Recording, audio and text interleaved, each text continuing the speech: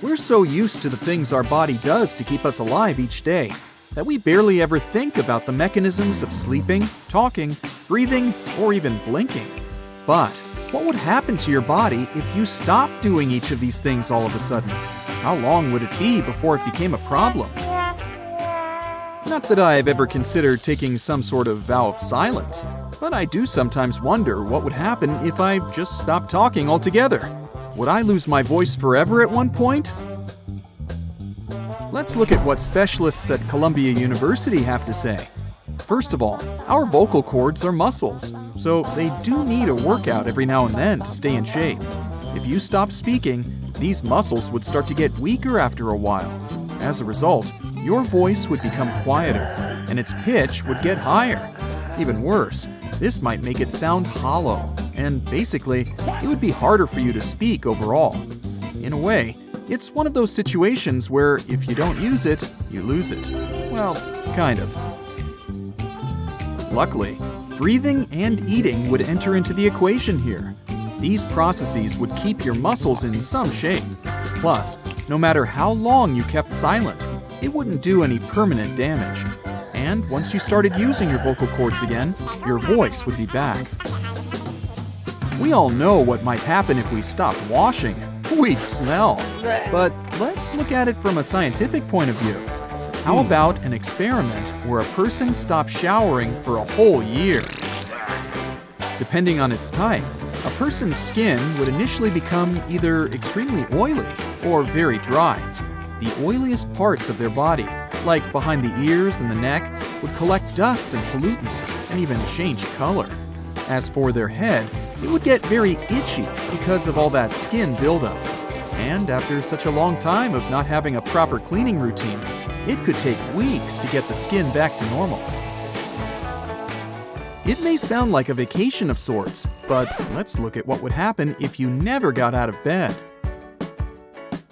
One of the first organs to feel the change would be our lungs. Without gravity to pull them down into their standard position, their lower part would crease. But coughing every now and then would help to reduce this effect. Going further, you'd start to lose about 1% of your bone density with each passing week. This would make your bones more fragile. By the way, it's also the reason why astronauts, who can go for months without experiencing gravity, need to move around for at least 2 hours a day and make sure they have enough calcium in their diet. That same 1% would also apply to your muscle mass. You'd first start to see the effects of this lack of movement in your thighs and shoulders. The unused sugars that previously went to the muscles would start to build up in the blood system after about 10 days. After a whole month in bed, your heart would end up pumping 30% less blood with each beat. There would be less oxygen in your body, and you'd feel even more tired, which sounds kind of surprising. After all, you'd spend the entire month in bed. What would happen if you held your breath for too long? Let's have a look at the timeline. Firstly, the oxygen levels in your brain would decrease, followed by a higher level of carbon dioxide.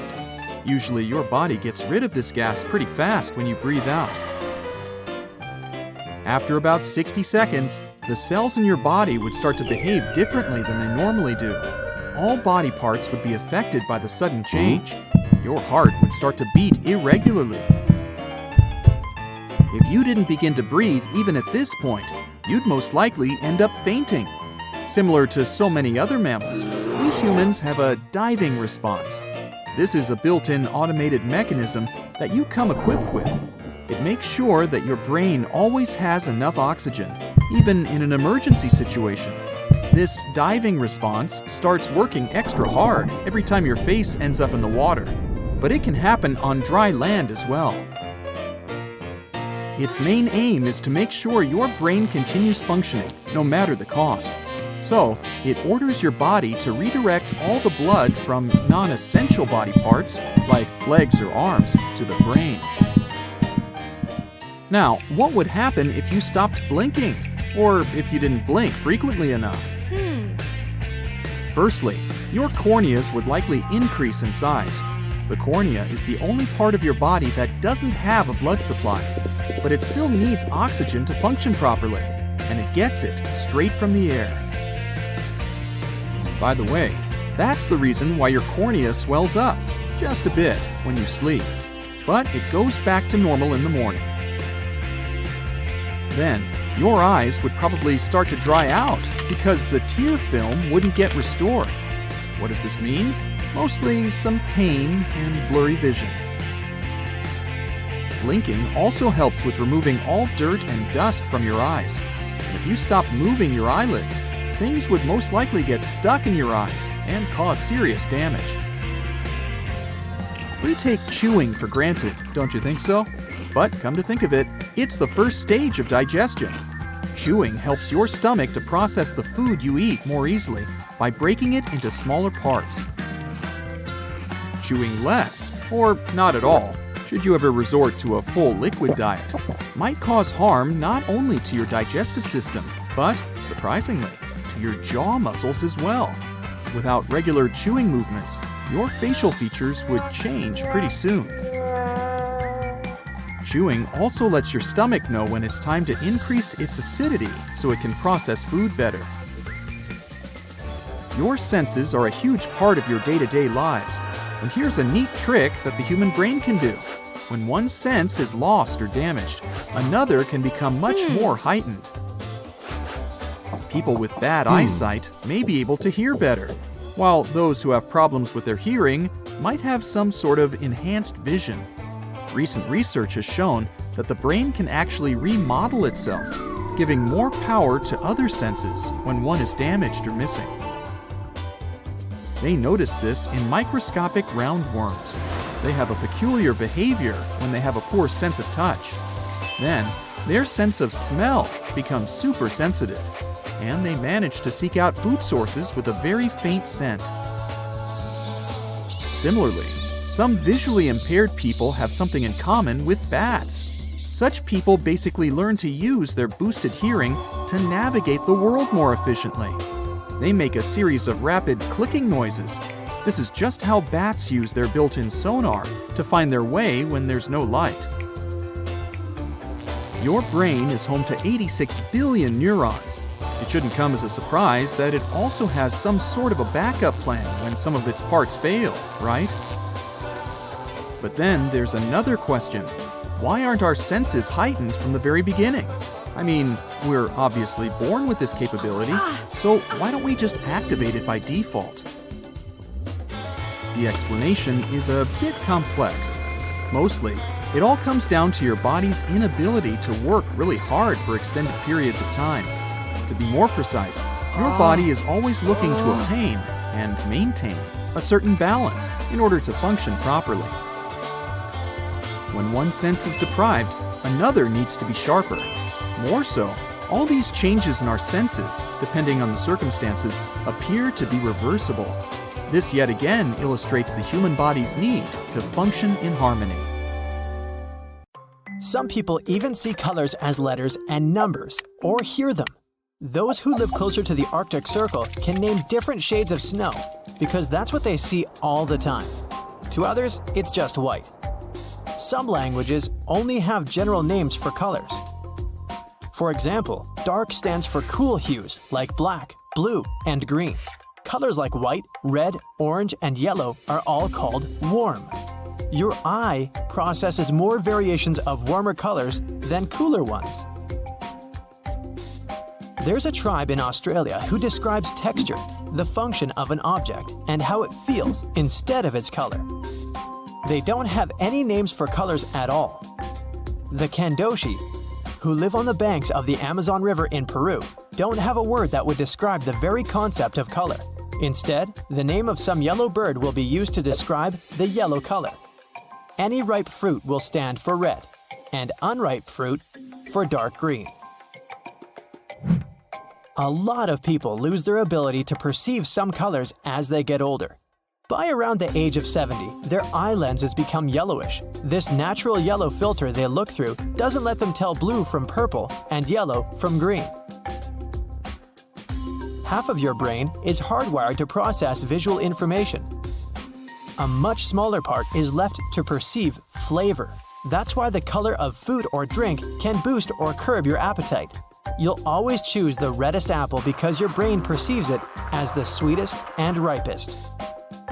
There are no naturally blue foods, so you're least attracted to them and can even fear them. That's why installing a blue light in your fridge or eating from blue plates is a great way to eat less.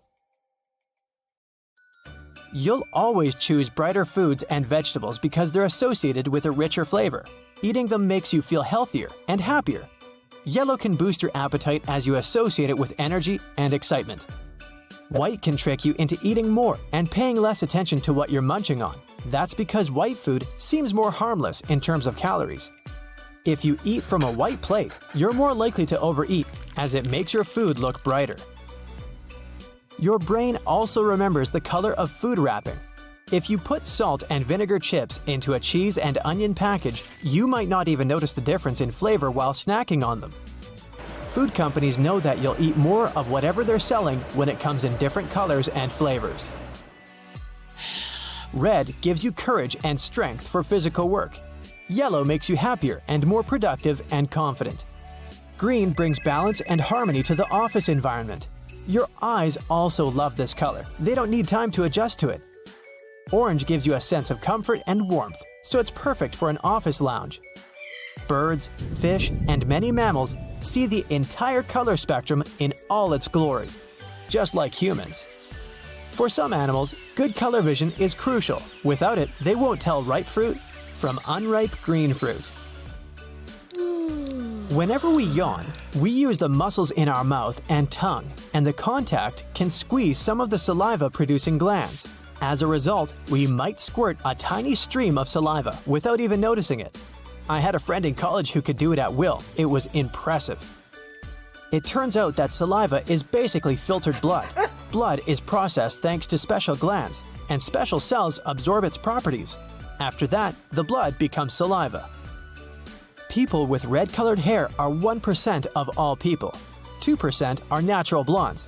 Yeah, most people you see with these hair colors have dyed hair. Black is the most common hair color in the world. Your memory is affected by your body position. For example, you're much more likely to recall a situation where you wave to someone if you stand and wave again. Most scientists agree that tears that appear out of emotion are a unique human feature. No other animal is capable of crying because of sadness or joy. The pupils narrow and expand in order to control the incoming light.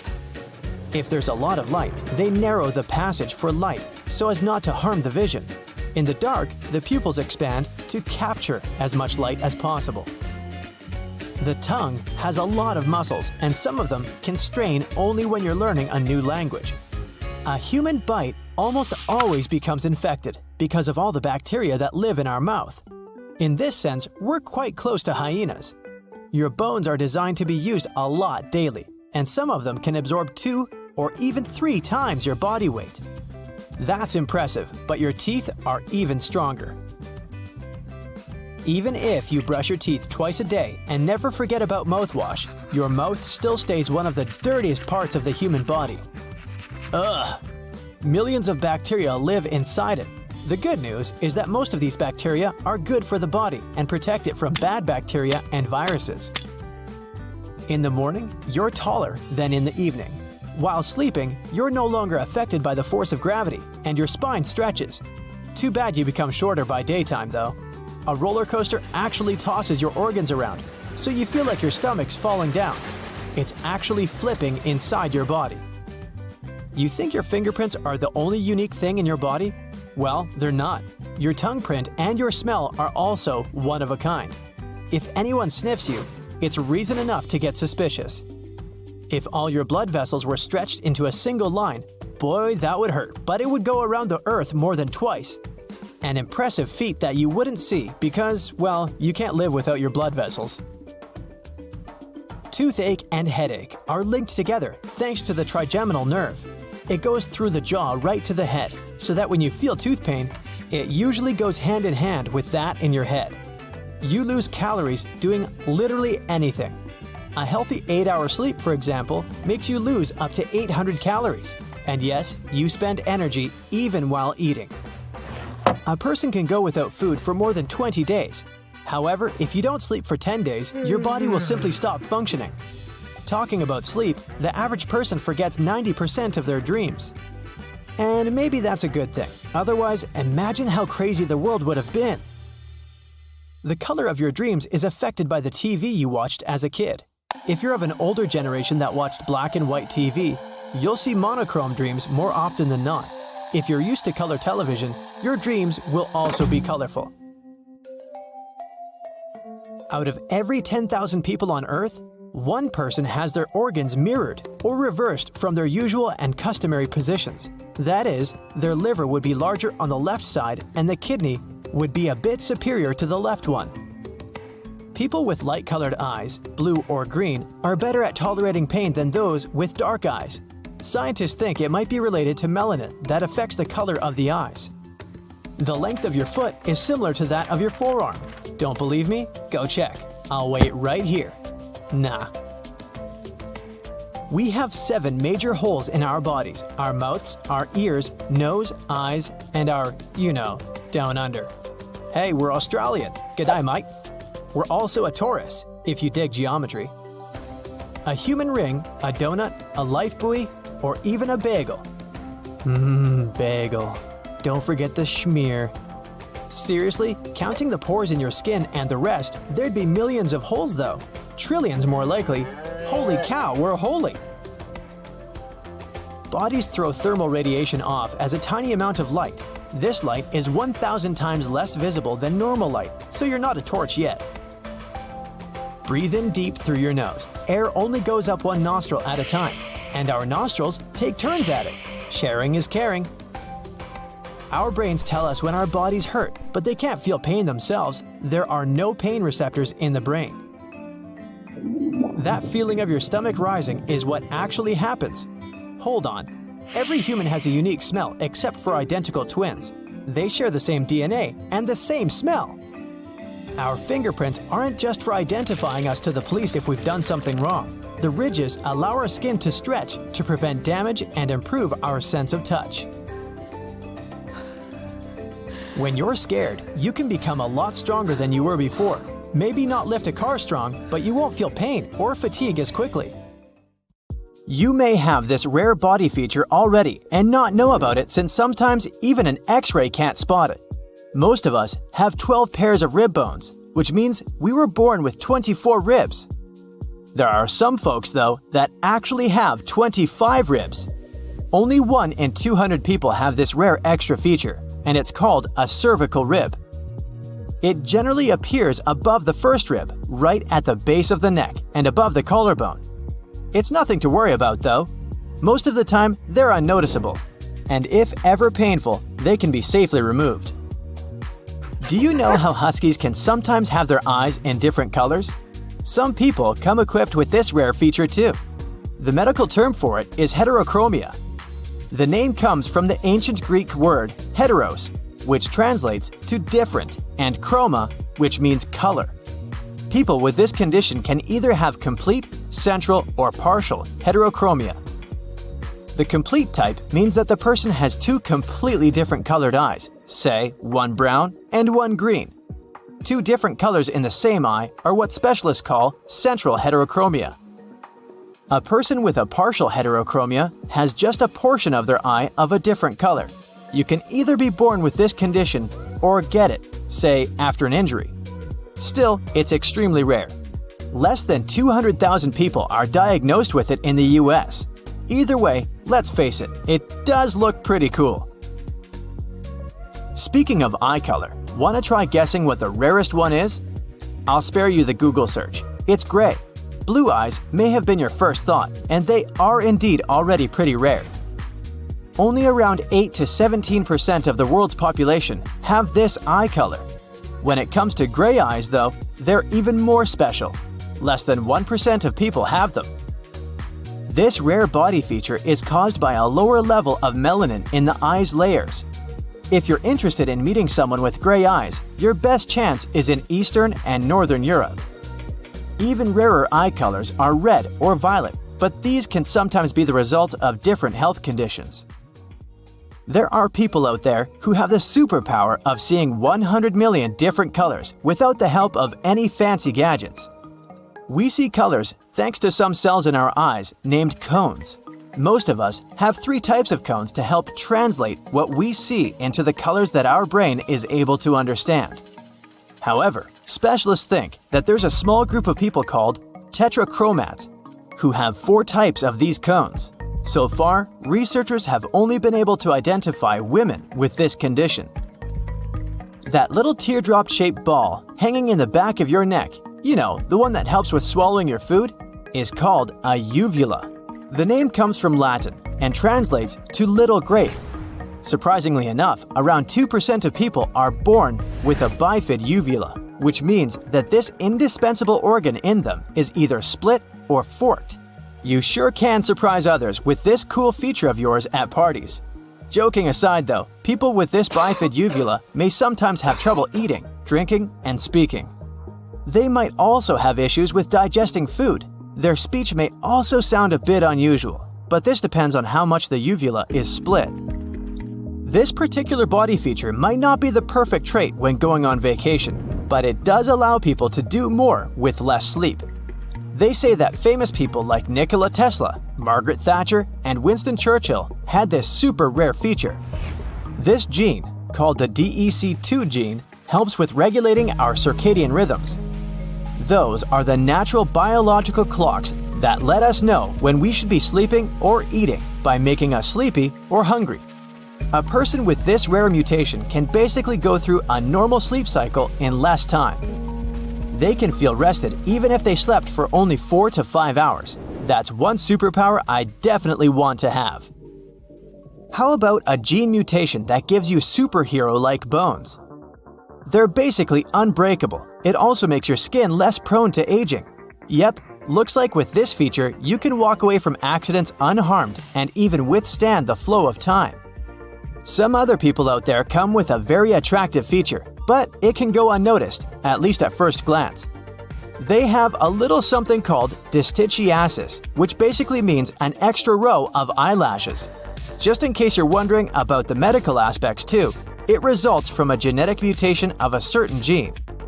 As beautiful as it may sound, people with that extra eyelash layer can experience some pretty unpleasant sensations in their eyes, and, in some cases, even have problems with their vision. If spun glass hair doesn't ring a bell, know that it is, in fact, a condition you might have. I know it's pretty self-explanatory, but just FYI, it causes frizzy and dry hair. It's basically so unmanageable that you literally can't comb it. It also tends to grow out from the scalp in all directions. As for coloring, it comes in either bright blonde or silver.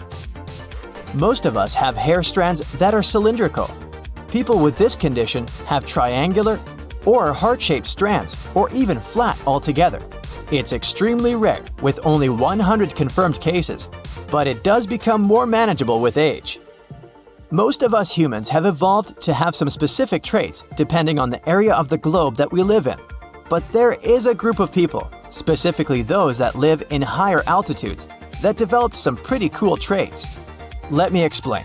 High-altitude environments come with less oxygen. Not only do these people survive in these locations, but they've adapted to actually thrive out there. For example, those living in the Andes Mountains of South America have red blood cells that can carry much more oxygen. It makes their overall circulatory system a lot more efficient. People living in similar conditions in other parts of the world have also adapted in their own way. They're able to take more breaths so that they can properly supply their bodies with oxygen. This one is very important when it comes to looks, but means little in terms of a person's overall health. I'm talking about pugebaldism. Those who have it lack melanocytes, those cells that produce hair pigment in some parts of their hair. It's most common above the forehead, in front of their hairline, but it can also appear on the eyebrows or eyelashes. Folks who have it are born with this condition and carry it throughout their entire lifetime. If you really want to get rid of it, there's always hair dye available, but I personally think it looks super cool. We all know cilantro really isn't everyone's cup of tea. I don't know about you, but it tastes like soap to me.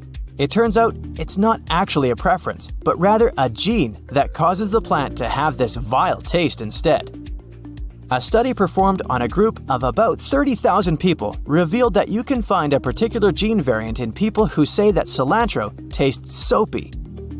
This gene has more to do with the odor of the plant than the taste itself. If you're one of those people but really want to give cilantro a chance, either way, there's a small trick you can try. Or ask the people that cook the meals in your household. You can always crush the herb before using it in dishes. Why does that help? Well, because with crushing, the chemicals that are responsible for the soapy taste are broken down and are less likely to taste unpleasant. That's it for today. So hey, if you pacified your curiosity, then give the video a like and share it with your friends. Or if you want more, just click on these videos and stay on the bright side.